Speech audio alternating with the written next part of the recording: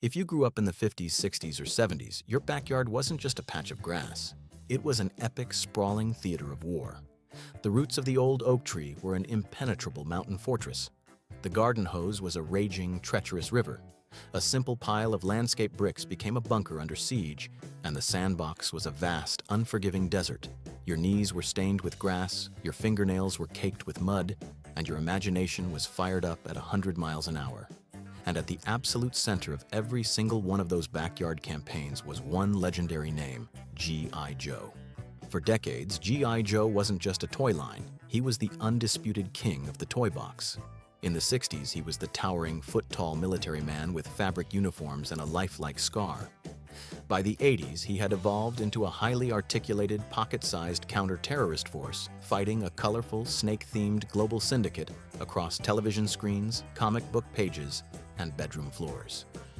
G.I. Joe literally invented the term action figure and built an empire that raked in billions of dollars. But walk down the toy aisle of any department store today, and that sprawling battlefield is completely quiet. The neon shelves are packed with video game merchandise, superhero blockbusters, and digital apps. G.I. Joe, the brand that once dictated the entire rhythm of the toy industry, is virtually nowhere to be found, relegated instead to specialty online collector markets and high-end display cases. So, what happened? How did America's movable fighting man lose the backyard? It wasn't a single misstep, but rather a decades-long march through shifting global politics, rising oil prices, fierce competition from a galaxy far, far away, and a fundamental shift in how kids play. Grab your gear and check your file cards. Today, we're stepping back onto the backyard battlefield to chart the spectacular rise, the colorful reinventions, and the quiet retreat of G.I. Joe. To understand the birth of G.I. Joe, we have to go back to a time when the word action figure didn't even exist. In the early 1960s, the toy industry was strictly divided by gender lines. Girls had dolls, and boys had trucks, trains, and plastic green army men. Enter a toy developer named Stan Weston, who noticed that boys often played with Barbie's boyfriend Ken, simply because there were no other highly articulated figures on the market. He brought a concept for a military-themed figure to Hasbro, a company then run by the Hassenfeld brothers. Hasbro saw the potential, but they faced a massive marketing hurdle. How do you sell a foot-tall figure with changeable clothes to young boys without it being labeled a doll? The solution was a stroke of pure marketing genius. They strictly banned the word doll from every piece of packaging, office memo, and television commercial. Instead, they coined a brand new term, action figure. Released in 1964, the original G.I. Joe was an instant blockbuster. He represented the four branches of the military: Rocky the soldier, Skip the sailor, Ace the pilot, and later, a Marine. He had 21 moving parts. You could pose him, dress him in meticulously detailed fabric uniforms, and equip him with miniature helmets, boots, and gear. To protect their design from copycats, Hasbro gave the figure an intentional flaw: a reverse thumbnail on the left hand. They also trademarked a distinctive scar on his right cheek.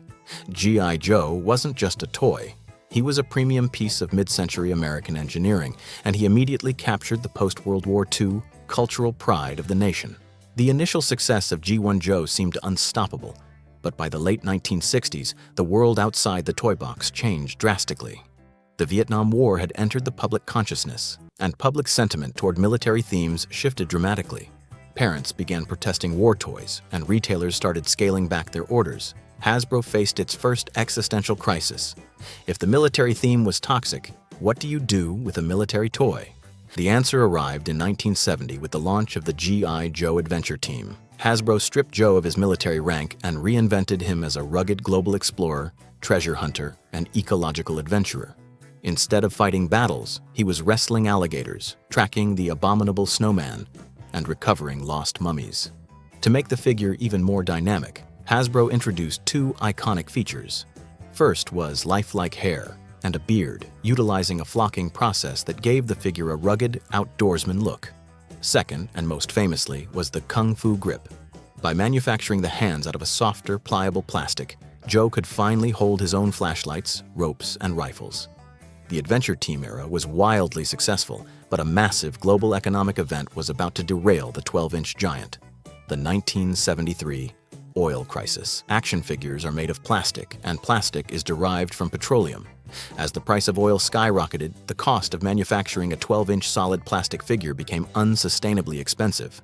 By 1976, Hasbro had to shrink the figure down, reduce the quality, and eventually cancel the line altogether. The original era of G.I. Joe was dead, but the stage was being set for a massive rebirth. In 1977, George Lucas changed the toy industry forever with Star Wars.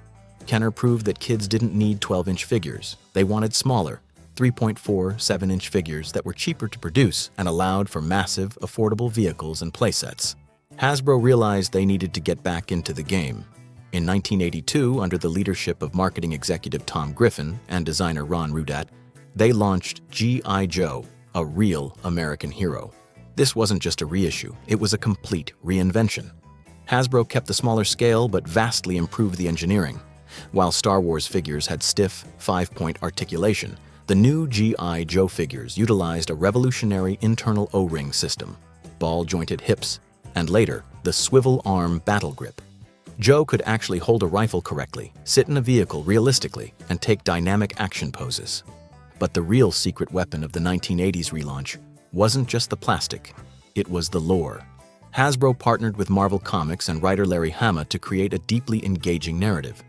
Hama wrote file cards for the back of every single package, giving each character a real name, a hometown, a military specialty, and a psychological profile. Suddenly, you weren't just buying a generic soldier, you were buying Snake Eyes, the mysterious commando, Stalker, the ranger, or Duke, the first sergeant. To give the heroes someone to fight, Hama created Cobra, a ruthless organization led by the theatrical Cobra commander. This introduced a rich, character-driven conflict that turned a simple toy line into a sprawling modern mythology. The 1980s boom of G.I. Joe was supercharged by a major regulatory shift. In 1984, Federal Communications Commission deregulation allowed toy companies to produce animated television programs directly tied to toy lines.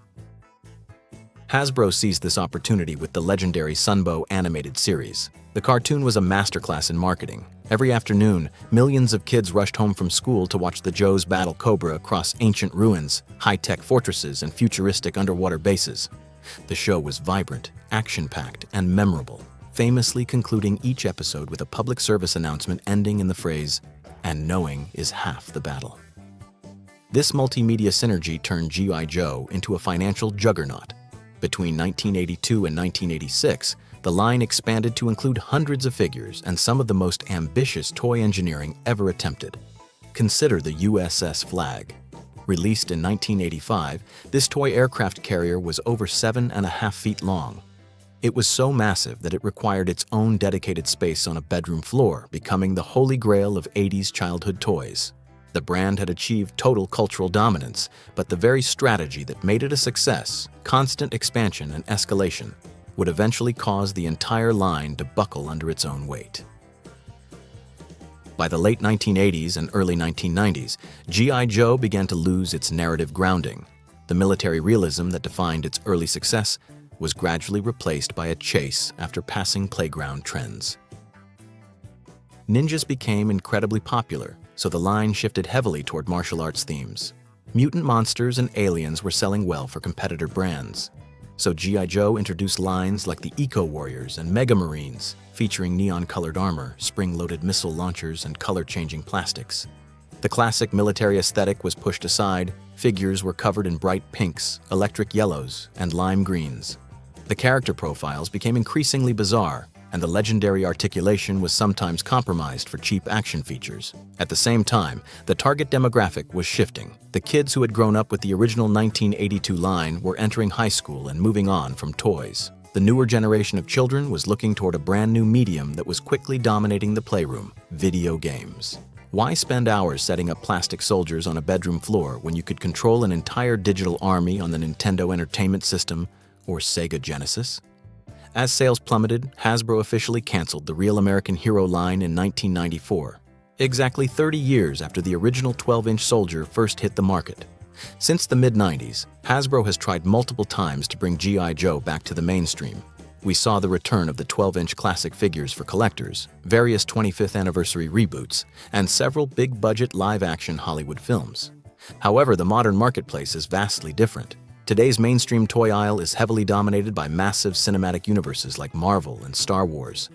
G.I. Joe no longer has a dedicated multi-season afternoon cartoon to tell its story to young children, making it difficult for the brand to capture the imagination of a new generation. But while G.I. Joe may have struggled with modern kids, it found a massive, incredibly passionate refuge in the adult collector market. In recent years, Hasbro launched the G.I. Joe Classified Series, 6-inch, highly detailed premium action figures designed specifically for the adults who grew up with the brand in the 80s. These aren't toys meant to be battered in a backyard sandbox. They are high-end collectibles meant for display cases, celebrating the artistry, articulation, and character design that made the franchise great. The vintage market has also exploded. A mint-in-box 1985 Snake Eyes or a complete USS Flag can easily command thousands of dollars on the collector market. The brand didn't die, it simply grew up alongside its original audience. G.I. Joe didn't vanish because of a single failure. It evolved, adapted, and eventually stepped aside as the world around it transformed. From a heavy 12-inch military figure that challenged the social norms of the 1960s to a tiny 3-inch ninja commando that defined the multimedia marketing of the 1980s, G.I. Joe was always a reflection of the era he lived in. He taught the toy industry how to tell stories, how to build worlds, and how to create characters that outlasted the plastic they were printed on. The backyard battles might be over, but the memories of those miniature campaigns remain permanently unerasable. Yo, Joe. Were you a 12-inch Adventure Team collector or an 80s Real American Hero kid?